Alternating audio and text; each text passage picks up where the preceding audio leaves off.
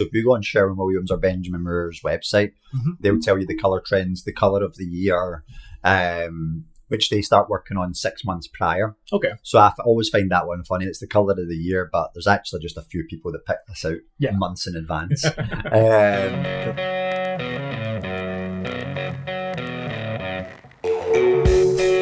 Hello, everyone. Welcome to Bamboo, Vancouver's property management and investment podcast. This week, I'm sitting with Stuart from Pedigree Painting.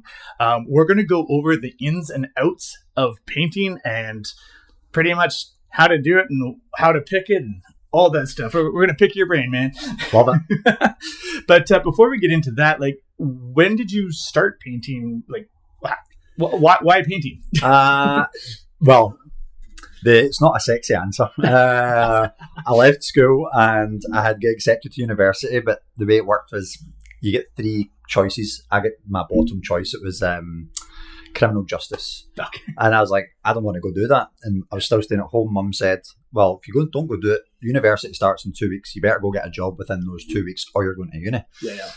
So I went out and I found a roofing job and a painting job, and I phoned my mate who had done both, and I said, which one did I take? And he's like, well, you don't like the cold, so we'll do the painting one because that's inside in the winter.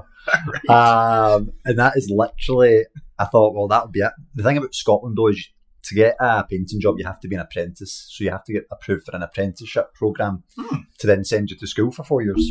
Oh really? Yeah, so a company has to then pay for you to go to school. So I managed to get that, and then that was kind of it. 4 years, and then that just took me on this tangent of painting, and then I've done it over 3 continents, and here I am in Canada.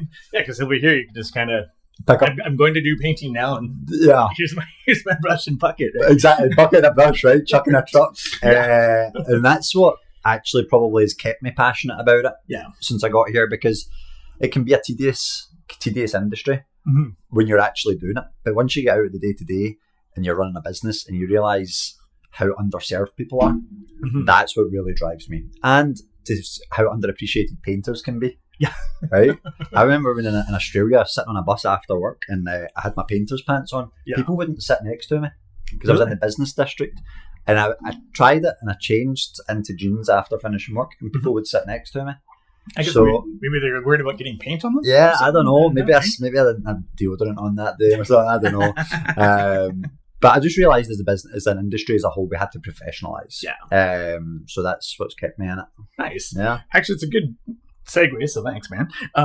When you're looking around between painting companies, what are some good questions to ask to make sure that you're not somebody's first job that they just decided yesterday that they got? Well, the first job is a tough one because it was my first job at one time, and that was tough because I remember thinking, I'm probably going to lose out because of that. And I have a trade, I have a ticket to say I can do this. Yeah. I would just be looking for social presence online. And if it's someone that's running a business that they're serious about, they'll have made sure they've done some due diligence beforehand, setting up a proper website. We offered people painting for free. I literally would find contractors, and I'd see their van. I saw a guy sitting outside Golf Town in his van. And I went up and I said, hey, I would love to come paint one of your bedrooms in your house for free. Just let me show you what I can do. That's like trialability. Yeah, exactly. Yeah. So anything like that, are they turning up branded? Do they look professional? Yeah. That kind of thing. Because I think the biggest problem for painters and trades in general would probably be more so that, are they accountable if something goes wrong? Yeah, right? that or showing up. I notice a lot of times, like in the property management world, whatever trade it may be, I'm like, oh, I need a painter, electrician, plumber, whatever. And it took a while before we got our compendium kind of set, because a couple, I'm like, I still don't have a plumber, and now I've got a pissed off tenant. Yeah, like, oh, this is not a good thing, right? So but plumbing as well, like those ones are harder because painting's never an emergency. Typically, it's never an emergency, but plumbers and electricians, that can be an emergency. Oh yeah. So yeah, that would be that. My big thing would be online presence. Do they have WCB and insurance? Because again, if you're taking your business serious, then you're going to make sure you want to fall in line with what all the bigger companies are. If the perception of a paint company is a big company, even if it's not, they're taking their industry serious. Yeah. Okay. And there actually is that people don't know about.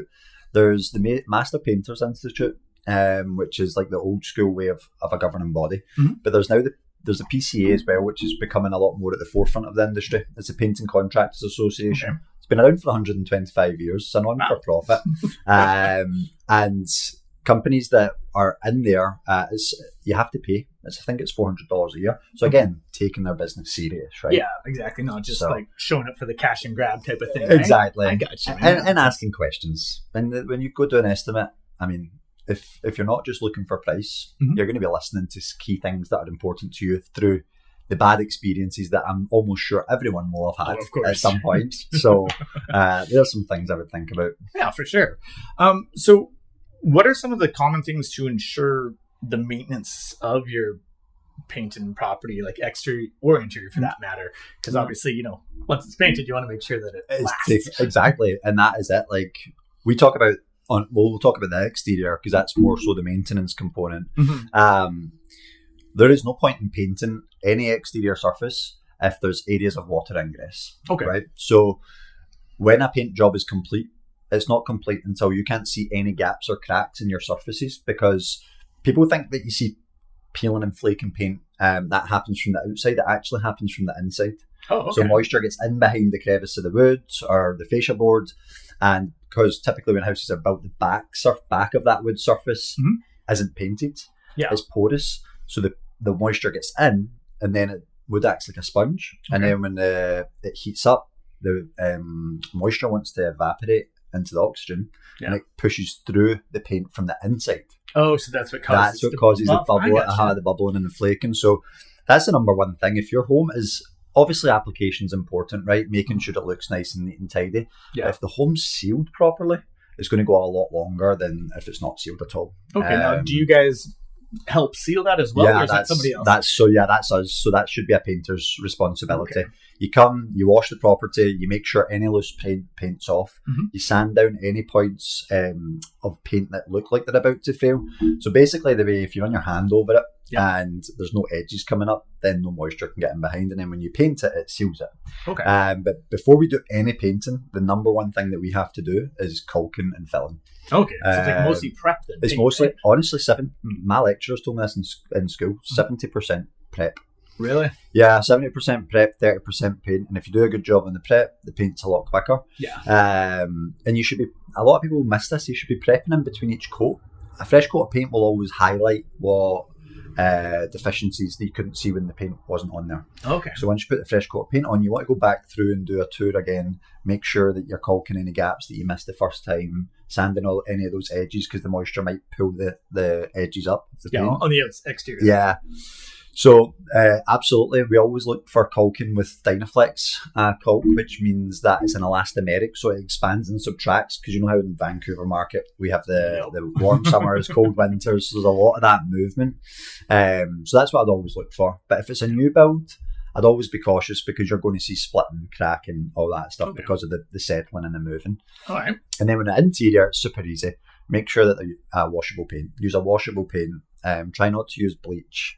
Actually probably comes more so from the installation of the surfaces rather than the painting. If you use like MDF baseboards, cheaper baseboards, cheaper baseboards, people are bleaching them, washing, mopping their floors, they're going to start to roll up. So there's only so much paint can do, and that's something that I always have to try and educate. Right, we can restore surfaces, but we're coating specialists. Okay. Right, we're not restoration specialists, which people often, there's a grey area there. Yeah, of course. Who does restore it then, right? Which we can, but you're going to pay for that. Yeah. And that's often where people get a little bit tripped up. Going on with actually the water and cleaning and all that, there's latex paints and water-based paints. Why? Yeah. And is there a plus or minus to, like, what's the application? There must be two for a reason. Yeah. Right? There's latex and water-based paint are actually the same. Okay. They used to have oil-based paint. Yeah. But Canada's leading and that's oil-based paint that you have in your office here on the trim. Canada's leading the charge to get rid of all the harmful products inside paint, which means oil paint is a hot commodity right now. You cannot get it. Okay. So everything now is latex paint. The application doesn't really change. The only thing that changes is the cleanup. So if I was using an oil-based paint in here and I got paint on the floors, I would have to use a methylated spirits. Could take the dye out your floors, whatever that is. Whereas water-based, it's a lot safer. If you get water-based on something, water will take it off. It's the evil cures the evil, right? So that's the big difference between water and oil. But like I say, you don't really get oil anymore. I think in 5 years, this won't even be a conversation. It'll just be latex. So, but it's a good point because people are often talking about that latex and water-based, and it's the same thing. It's just a fancy word for it. Okay, yeah, because I know we've come into some places where people have done their own painting and it's all bubbled on the inside, and I'm assuming that's water on top of oil then. There you go. That's a huge problem for us because and we're often the company that gets called after that happens. I got a painter, they didn't know, and then they put a water-based on top of the oil-based. Basically, oil seals all pores in the wood, which means that the water-based can't penetrate to stick to anything, and you can literally wipe it off with a fingernail, and it's just a disaster. So we have to we use Festool systems, which are HEPA filter vacuum sanding machines, contain 95% of the dust, but the real benefit is, well, from a production standpoint, is that you can machine sand all the surfaces. Your shoulders aren't getting sore, so you're getting that even sanding. Once you can sand, you need to basically sand the water base off, and then the oil base you need to sand until there's no more sheen left. If you leave like a toonie size amount of sheen, then that part is going to fail. And if that part fails, now it only takes the smallest piece of that trim or whatever that surface is to fail, and the whole thing can fail. So know what you're painting before. Know what you're painting. And you can always tell by the level of sheen. Or if you really wipe your hand over it and it's really, really, really glossy to touch, it's oil-based. And make sure that before the new coat of paint goes on, or primer, that it's all sheen is gone. You can't see anything. Now, do you guys also paint like kitchen cupboard doors and stuff like that? Because that's usually like that plastic and whatnot. That's a whole other headache. It's a whole other headache, and we don't do that. We don't do much of it. There is other companies that specialize in that. They'll take your doors away and they'll bake them and things like that.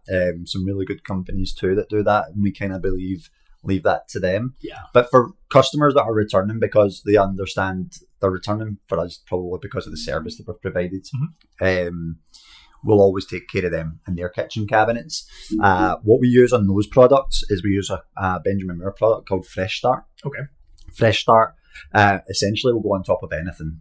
It can go on top of plastic. You could paint on top of glass now. And it will stick. Like that old trim clad paint over the rust type of High bonding primer will go so far. Again, you need to make sure that there's the right amount of sanding for adhesion. But that's what to do in kitchen cabinets or any tile's another one. People are fed up with their fireplace quite often, and they'll get a new insert, but then they don't want to do the new mantle and the new tiles, so they'll just paint it all white to match. And again, we can't sand to make them coarse, so we put the Fresh Start on and then we apply on top of that. How does that sort of work for wear? Like, if you're painting tiles, can you paint floor tiles and they won't get chewed up? So anything horizontal, anything walkable will eventually fail over time. But again, and I'm a Sherwin-Williams guy. You have to be in one of the bandwagons. I'm a Sherwin-Williams guy. But Benjamin Moore, I have a great product called Benjamin Moore Command. And basically we used it in a property in North Vancouver, right on the waterfront there, and they wanted the metal handrails, the concrete ceilings, the concrete floors, the fiberglass doors, all of these things painted with the one product, and Benjamin Moore Command does that. You can paint on anything. In durability, we offer a 5-year warranty on anything that we do, apart from a walkable surface. So your tiles that you're walking on, outside stairs, that kind of thing, especially if moisture is going to get to it. So but that's there's products now to kind of combat any issue. It seems to be like really a wide range of products now that probably people thought about. Right? They wouldn't think about it, and it's hard to know because manufacturers now have so many products. Like even just for your wall paint, you've got 6 different products to choose between, and how do you differentiate one from the other? Just look for washability, and because they're going to tell you everything on the tin, right? And that's why what we do at Pedigree is we always talk about being a resource for people. So if I go do a quote and they're getting 3 quotes like we expect, I'll always tell them at the end of my estimate, trust your gut, and if it's not me, that's okay, but please use me as a resource. I'm happy to even review other people's quotes. If you have one question regarding the 2 other quotes that you got that you're choosing between and it's not me, I'll still answer that. Well, that's helpful. Yeah, well, because how are you meant to know as the homeowner, right? And our whole thing is we're targeting people that are time poor, right? Because in Vancouver and the Lower Mainland, we're all super busy. We're at absolute capacity all the time, it feels like. So if it means picking up the phone, because I always think of this with financial investors, right? I wish I could just pick up the phone to a financial guy or a lawyer and have an answer like that. Yeah, I mean, same. Those guys aren't as accessible as you would like them to be, right? So in my little painting world, with my expertise, if someone can just pick up the phone and say, hey, Pedigree, I'm doing my own project, what's the product you recommend? We'll help them. Okay, that's good. Now, we always generally say for the real estate that one of the best bangs for your buck is paint on the walls. So like roughly, have you seen good returns on that? Like, is that truth, or are we just making shit up? Surprisingly, on this one, you're not. No, it's there's definitely a massive uptick. I've got some statistics on that. No, I'm paraphrasing. I'm not exact here. 2018, Sharon Williams done a study that if you painted the inside of your house, you would get 100% ROI on whatever you paid. You paid 10 grand, you would get 20 grand back on the sale of your house. That's a pretty good return. Yeah. On the outside, it was 50%. So you paid 10 grand, you would make 15 grand extra on the sale of your house. Okay. Since then, during the COVID years, we were finding 7x. So if you spent 10 grand, the realtor was adding 70,000 to the sale price. But the overall statistics in the last 4 years, because I love data. I think a business owner's job is detect patterns in data. Yep, and it will help you make educated decisions, right? Absolutely right. So we're seeing 3%. Okay. So if you're selling a house for $1 million, you spend 10 grand on it, you're selling it for $1,030,000 now. Yeah. So and even any extra percentage will help because, as you touched on, things are crazy out here. It is crazy, and it's a tough.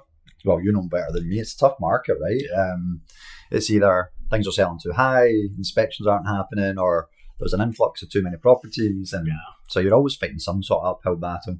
So if you've got 2 neighbours and one's freshly painted, because actually on that point as well, like, and again, you know better than me, but I know what it was like when I was buying my house. Every last dollar I had was spent on the house. Yep. And I was very strategical in making sure I only purchased something within 4x of my annual income, right? A lot of people overextend that to 7 and take the full loan amount.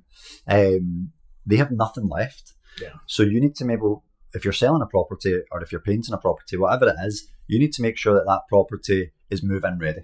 Yeah. So that even if they're like, it's not my aesthetic, I don't like the beige on the walls, I'd rather it was white, it's livable, it's presentable, it's clean, and they can live there for a couple of years until they build up their resources again to make it their own. For sure. Now, as far as like doing a quick like once over paint job, we in the rental side call it a freshen up, like color on color. Yeah. Just make it look good again. You know, maybe get rid of the scuffs that people bump into things. We understand that's going to happen. But obviously for the next tenant coming in, we usually try to do it between, not rough and dirty, but, you know, between every second or third tenant or every 5 years, give or take. But what would like the turnaround on that be, say, for a 1-bedroom apartment? Yeah, so when we do turnarounds for rentals, it's a day. A day, wow. Yeah, so again, we send 3 painters in for a day because of time's money in that. Somebody moves out in the 1st, somebody's moving in the 15th. Yeah. They've got a bunch of other things to be getting done. I always recommend have us come in towards the very end. Have the cleaners come in first before we come in. Okay. Because we do a full clean before we leave. Okay, that's really good. one of the things. So the way it works for Pedigree anyway is that we don't invoice until you've signed off saying you're happy with like these 6 checkboxes, right? So, and cleanliness is one of them. So we don't invoice until that point. So we make sure it's done properly. And I always have us come in last because there's something about walking into a freshly painted place. Yeah. It just feels like new and it makes it feel like your own. So yeah, I would say a day. What's common now in rentals is that they're painting the walls and the trim kind of eggshell, all the same. Yeah. Which makes sense because products are all washable now anyway. Yeah. But if it's been a while, like let's say it's not been the 5 years and it's been 10 years, I say just bite the bullet a little bit on this one. Do the 2 coats, because then we can guarantee washability. So if they are washing the walls and it smudges, and the property manager like yourself calls us up and say, hey, you need to go back to that unit. Yeah. Not ideal, obviously, but we wouldn't be putting warranty on things if we thought that was going to happen, right? Yeah, absolutely. So it's just probably going to stand the test of time. And then that way you can put in the agreements, hey, if something happens to the walls, clean them, right? Because it's a cleanable product, because people don't know that. Yeah, a lot of people don't know that. And now with cleaning it, just soap and water? Like just water. Just water. Yeah, okay. Just water and a rag. Try and use a white rag for the most part. I've seen people use, I use the green rag and I've got green on my wall. Well, that's a big swipe. Yeah. I don't have control over what the people manufacturing the green rags do. So white's perfect. Okay. And the other thing people use a lot is magic erasers. They're no good for the surfaces that you're... Because they kind of take a bit off. Yeah, right? exactly. Yeah, because I've seen some people try to do that and then it goes too far through, and now I'm looking at gypsum. Yeah, yeah, and that's another good point. Just softly wash it. Like, I'm guilty of this. Like, my wife laughs at me because I'm so impatient. So I'm like, scrub. Just take it light. If it doesn't come off, go light again. And I'd rather more reps than like straight power. Exactly. Yeah. But no, that would be the big thing I would say for rentals is try and get a washable product on there as quickly as possible. Now, is there a difference in the price between the washable product and not? Like, no, it's not really. No, I guess there would be if, again, speaking on behalf of Pedigree only, we don't use any entry level products. Okay. We have such great paint manufacturers. When you start spending a lot of money at these places, you get really good discounts. So what you would go buy the entry level product for, I'll get the top of the line for. Okay. Right. So just straight numbers. Just straight figures. Yeah. I gotcha. Yeah. Volume. So I don't ever. In fact, I don't even know if I would do a job if they said I want the cheapest paint on here. Yeah. Because I know that, again, we're talking about elevating the trade and the industry and the experience. Yeah. That's not doing it. Yeah, because then you're going to end up looking like the jackass. Yeah, there's that cheap Scottish guy. Don't put out stereotypes, man. He's probably drunk in the way here. Now, actually, with you're talking about the surfaces and that, there's a growing trend. It's been around for a while, but people hate these textured ceilings and popcorn ceiling. Do you guys remove them? Yeah. Okay. That's because that's a hell of a job. That is a tough job, and that's again that's probably why we invested those Festool machines. Painters are lucky our machinery is so little, but these ones are $3,500, which for paint companies are like, ugh. But because we do so much of that, I think it's like 40% of our business right now. Yeah, everybody's removing. Like every time that I show any of a younger generation as a client, like, ugh, popcorn ceiling, like those aren't popcorn, those are textured. Yeah. They're not that bad. They're not that bad. They hate them. Yep. Absolutely hate them. Yep. And that's why they're good when they're not painted, because they just fall off. But when they're sealed and they're painted, then that can cause some issues. But yeah, we do it. It's labour intensive. So people often get a bit of sticker shock when it comes to it. Absolutely. We just done you know what I don't like about a lot of podcasts you listen to, they don't give you numbers and statistics, and I'm like, well, what does that mean, right? So we just done an 800 square foot condo there, and it was $4,500 to remove the texture. Okay. Whereas to paint the whole condo was under $4,500 top to bottom. So we could, and we almost the same. It was a little bit less to paint, and aesthetically you feel like you've got a lot more bang for your buck when you've painted all that. Yeah. But once it's done, right? It's just which homeowner is going to bite the bullet and do it. And we done it in my house, and I haven't looked back, because most people now lie on the sofa for a couple hours at night, right? You're looking up at the ceiling. And I think it just makes a huge difference. Because the other thing as well now is it's becoming popular to paint your ceiling different colours than white. Yeah, but I mean, there's always weird trends like that. Like, how long is that going to last? And then you'd be hella dated, right? Yeah. You're like, navy blue ceiling, great. That's another great point. I love to point that out to people. Don't fall into that trend bracket, because in 2 years, that trend's going to be forgotten about. Oh, yeah, absolutely. I mean, I think it was probably, I want to say, probably 2018-ish, and they were coming out with appliances that were fire engine red and radiant pink, and like, these aren't going to last, guys. Come on now. Like, you walk into a place now and I'm like, I know who you are. Yeah. Right? That's right. Yeah. So, we done that recently with kettle, and I think after a month, I'm like, I hate this colour of kettle. Right. Yeah, it's just something minute. Yeah. Imagine painting your whole ceiling like that. Oh yeah. So stick with the basics, I guess. Stick with the basics. Takeaway. Yeah. Now, with that being said, with trends and stuff like that, I mean, painting walls different colors there are trends. Like for a long time, it was the builder's beige and white. And then it's, I guess we call it millennial gray now because everything is gray and white. Are there trends currently coming up that you're seeing? And also, how do you find those trends? Like, yeah, the manufacturers have great tools on that. So if you go on Sherwin-Williams or Benjamin Moor's website, they'll tell you the colour trends, the colour of the year, which they start working on 6 months prior. Okay. So I always find that one funny. It's the colour of the year, but there's actually just a few people that pick this out months in advance. But they're always nice colours. What we're seeing a lot coming back is a lot of Victorian styled colours. So your mustards, things like that are coming back. You're seeing a lot of pastels as well, especially for bedrooms. Yeah, I know. Hate pastels. It's hard. The 80s are coming back. I know. I remember they go green shaggy carpets and things like that. So I always recommend go to Sherwin-Williams' website, go to Benjamin Moor's website, because they have these colour tools now where you take a photo of your room. You can put the colour in the room so that you can get an idea. Cool. Yeah. That's maybe something kind of fun to play with. It is. You know? It is. It causes me a lot of headaches though, because then I turn up and they're like, well, and I put we do samples on walls because how is anyone meant to pick off a colour chip? LED phones and things like that will always show a colour differently from what it actually looks like. So we have to be cautious of that, the blue light or the white light, whatever they call it. Yeah. So I always just say to people, try going on the website, see what suits you, and I'll try and keep the painting as basic as possible. Yeah. And then I always explain, you can put your personality in it without painting the walls a drastic colour. Put nice artwork on the walls, right? Okay. We were talking about that earlier, right? How you can have eclectic style and things like that. Yeah.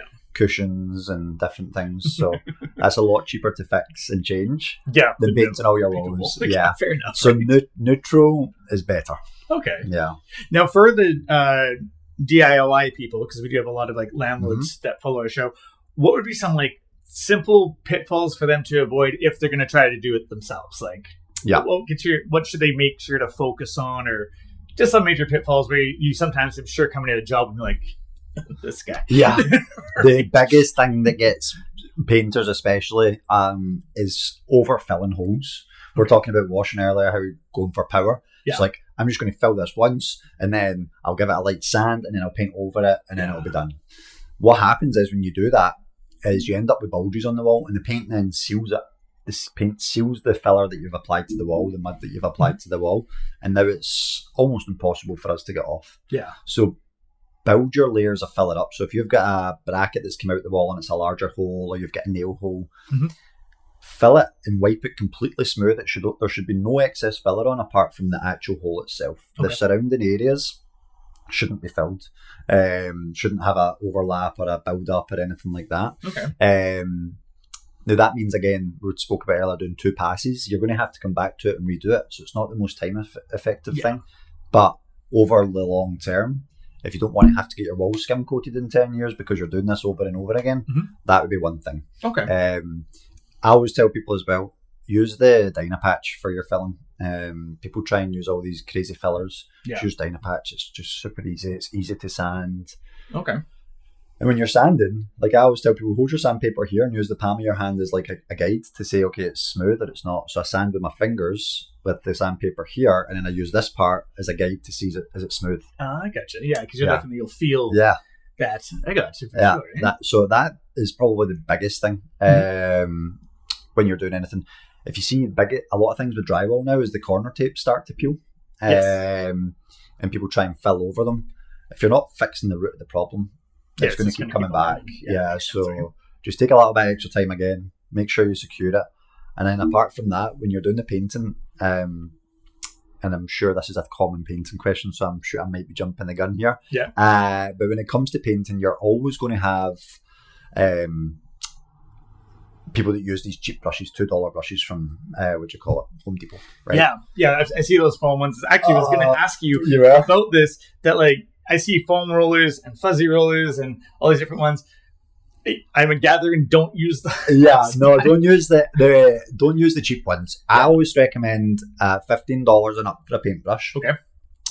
Another thing that I see as well, people will go over, they're just like, I'm just going to freshen up the walls for my rental property, and then they go over onto the ceiling and they're like, oh no, what do I do now? So they end up leaving it, or they try and touch it up. Yeah.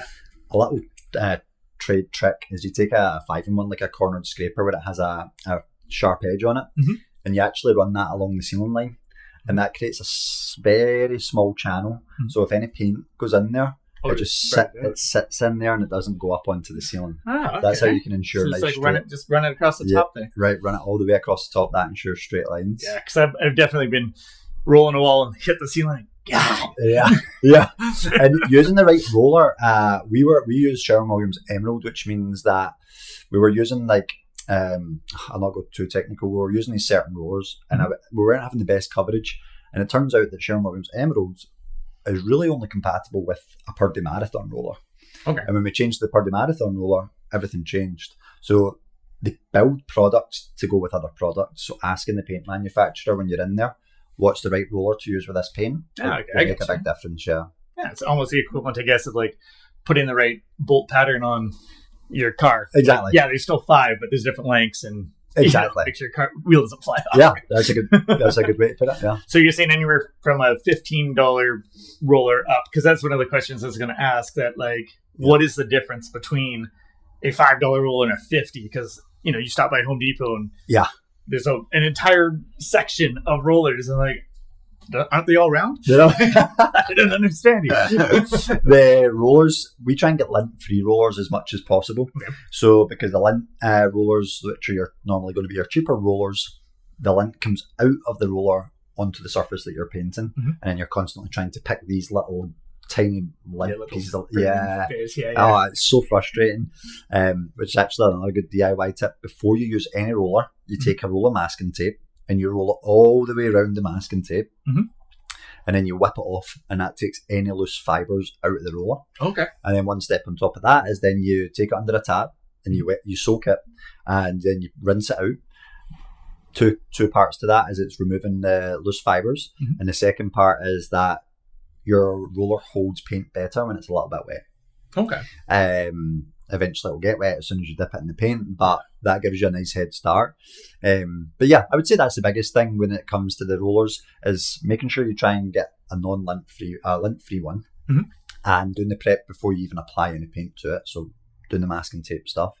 And apart from that, I just say more expensive the better, quite honestly. Yeah, really? With paint, I don't recommend that. Paint, I don't think the most expensive is always the best. I normally think 2 or 3 under the top. Yeah.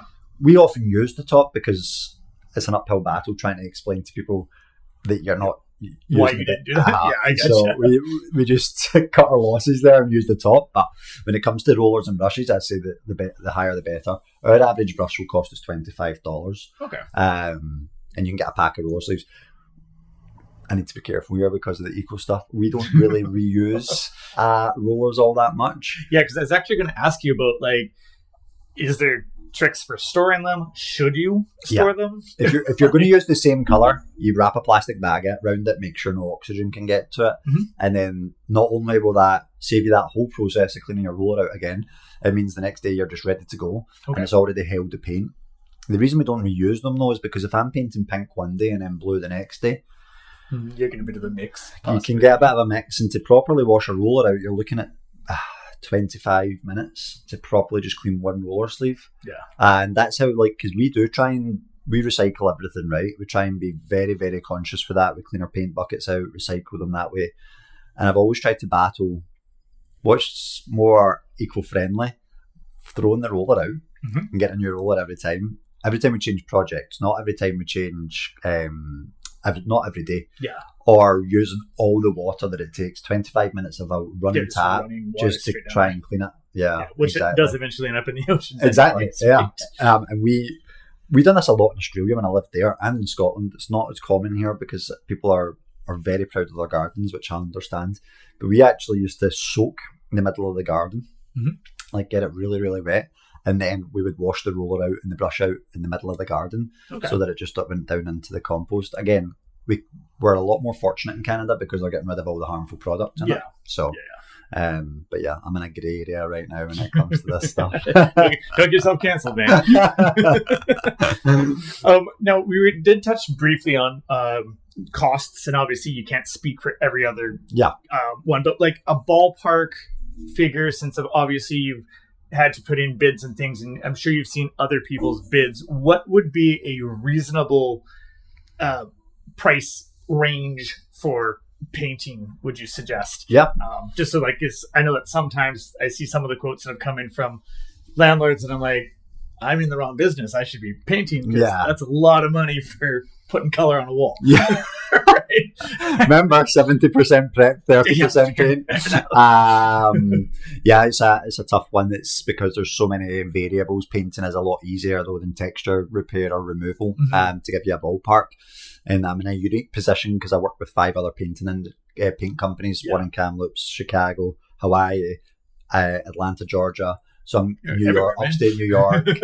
And it's part of through this PC as well. I get a lot of data points, and it's hilarious because from New York to Atlanta, Georgia to Kamloops to here, there's no difference in pricing with these companies that we're talking about. Companies you can trust. Yeah. So we find that if you're painting your walls, we base everything off floor space because what homeowner is going to go around and measure all the walls? Yeah. But they probably have a rough idea of their floor space, right? $2.50 a square foot for walls, painting walls. $1.50 for painting trimming doors. Okay. And then $1 for painting ceilings. Okay. So you're always going to be in that $5 range if you're wanting to do a full repaint. For like the full room. BC box, Vancouver special, 1,900, 2,000 square feet. Is that right? Yep, about that, give or take. If you're doing a top to bottom repaint with all the proper prep and everything, it's going to be about $10,000. Okay, that's for the whole house. The whole house. Yeah. And then again, things will change. If it's one coat on the walls, the thing that people often go, well, one coat on the walls, if it was $250, then it's $125 now. Yeah. No, 70% in the prep. Yeah. Which means normally we take about 30% off. Again, these are all rough ballpark numbers, but it gives people a good idea of what to expect because it is a changing industry. I think people are shocked if they haven't painted in the last 10 years, what it costs now to paint. Yeah. Which I don't know what some painters might be like. It might put them off. It might make them feel a bit strange. But for me, I love it. When I see that shock, I'm like, we're doing something right because now we can pay people properly. Yeah. Living wage is a good thing. Yeah, exactly. And that's something that we make sure we always, like the affordable living wage that in Vancouver, I think it's 24 or something like that. Yeah. We make sure everybody's above that, right? Okay, that's good. So then you have people who actually want to come to work. Yeah, exactly. That helps out too, right? Exactly. We just offered one of our top supervisors a bonus system and he said, no, I just want more time to do the job properly. And not saying that he didn't do the job properly, but they care about their trade.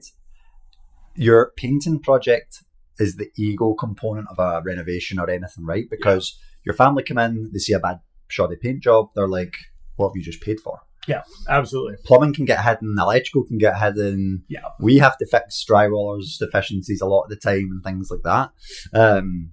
Painting, you cannot hide from it. Yeah, so it's the first thing you see, right? Exactly. So when I first arrived in Canada 8 years ago, it was supervisors were getting paid $25 an hour. Now they're $38. Wow. Yeah, like it's an incredible jump. But I think they were getting underpaid before. Yeah, and I think they're getting paid reasonable now. Yeah, now that you said that you like work with companies that are, across the area, New York to Vancouver is a pretty good distance. Yeah, and Hawaii even beyond that. Yeah, right? So with those trends and colors that we're talking about, are there differences per area? Yeah. And does the website take into account for that? No, but the stores do.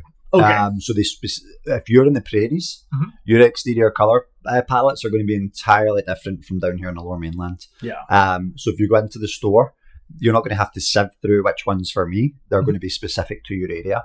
Okay. But that's definitely something to consider. We were speaking about New Brunswick and Nova Scotia earlier. Yeah. Totally different color schemes than here. Yeah, absolutely. They like bright. They like bright. And when it comes to exterior, you have to think about that because you have to also think about the amount of sun exposure you get. Yeah. With the sun exposure that we get here for 6 months of the year, these darker, deeper based colours are going to fade. And that's no good for anyone. Okay. Because once they start a red or a deep blue, once they start absorbing that sun, if there's not a good enough sheen on it, the sheen reflects the sun away. If you don't have a good enough sheen on it for your walls, it's going to absorb the heat. Yeah. And that's when it's going to start to fade. And then when it starts to fade, it's a bit weaker. and then we can have some issues. So, but the color palettes will change depending on where you are. Yeah, absolutely. Yeah, right? yeah. And so also just to talk, before we're talking about different types of paints and stuff like that, is there a specific paint more used for bathrooms? Because they obviously get a ton of moisture. Yep. So, I mean, I knew of one landlord who actually put marine paint on his wall because he was like, it's waterproof, obviously. Yeah. So there obviously is some sort of a specialized paint for bathrooms and kitchen, I imagine. Yeah. So every manufacturer will have their own. I'll speak for Sherwin-Williams in this case. It's called Sherwin-Williams Duration, and it has a humidity factor in it built into it. So it's more moisture resistant. It's not entirely moisture resistant, but that is their specialized bathroom paint. Benjamin Moore has Aura Bath and Spa. It says it right there on the tin, Bath and Spa. But again, you're going to be looking at $100 plus for a gallon of that. Just because it has extra stuff. And it's Okay. Benjamin Moore. You do pay a little bit more for the brands. Okay. A lot of the products are great. Aura Bath and Spa is one of them. Yeah. So I understand why they charge that. But I stick with Duration. For us, it falls in the middle of the park price-wise. And it goes a lot further. Is there special application for that, or can you just use the same fuzzy roller? Same. Don't forget to put the tape on it now. Yeah, exactly. And people often love it, painting bathrooms, and it's one of the things I recommend to do for homeowners if they're trying to save some money, because I'm like, most homeowners will paint their ceiling in their bathroom the same colour as their walls, which personally I can't stand, but that's just how it's always been done here, I think. So there's no cutting in, right? Yeah. And it's tedious because you've got to get around the toilet and things like that. So you can save $350 on a project if you paint your bathroom. Yeah. If you've got 4 bathrooms, now you're looking at $1,400, right? Yeah. That you can save, whatever it is, $1,500. Yeah. I'll not get caught up in the maths. Paint to remember. So that's one thing, because you can just do the whole thing in the same colouring scheme. Yeah. But Duration's been the best product for us. Okay. But again, make sure your ventilation's working. Make sure your extractor fan's on when you're showering. If there's a window, try and open the window a little bit. Yeah, absolutely. Because you do see a lot of problems, and it's mold build up as well. Can happen if you've got a ton of moisture in there. We've seen that before. So absolutely, yeah. We have a lot of tenants, and especially we find the tenants that have come from a hotter country. They in the winter, usually it's the first winter, of course, have the windows shut and the heat turned up because it's cold. Yep. Right? Yep. And the idea of leaving your window partially open is insane. The concept, what are you talking about? All the heat will go out. Yep. And so, you end up with a lot of that water. But so leaving a little bit of a window cracked in the winter, it's counterintuitive, but it really makes a difference. It does. It's good for the ventilation of the home and for living and stuff, right? To have that window cracked. And in Australia, like when we lived in Australia as backpackers, you're a backpacker, you don't carry an iron around with you, right? So a lot of these rental units you would go into, because a lot of them are for a month or something like that, 3 weeks. The bathrooms were just a joke because people would turn the steam shower on, hang their clothes up, and that it would steam their clothes, right? Not me, everybody else, not me. No. Or maybe young guys from the UK didn't know how to iron when they left, right? Yeah. So that's another reason.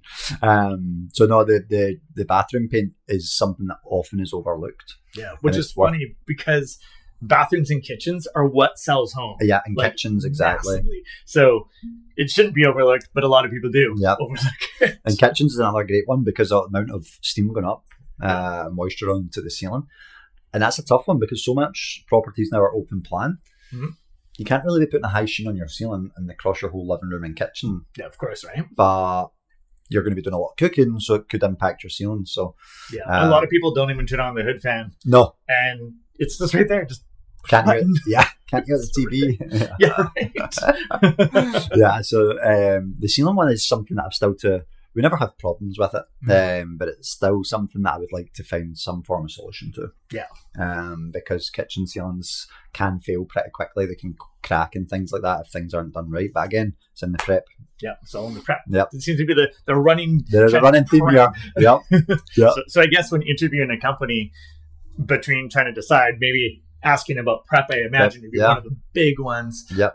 It's funny that you touched in on cleaning as well, because that's another one that we always have to prepare all of our landlords for that. Say, hey, they're like, oh, they didn't do a great cleaning job when they left. The tenant didn't. And then it's like, well, we're painting anyways. It's going to be a giant mess. Yeah. So don't worry about it type of thing. But having clean would be really good because, that's the thing. As soon as it's done painting, we want this brand new looking joint to be smelling fresh, looking fresh. Right? And that's the other reason why I think cleaning before painting is important, because paint technically takes 28 days to fully cure.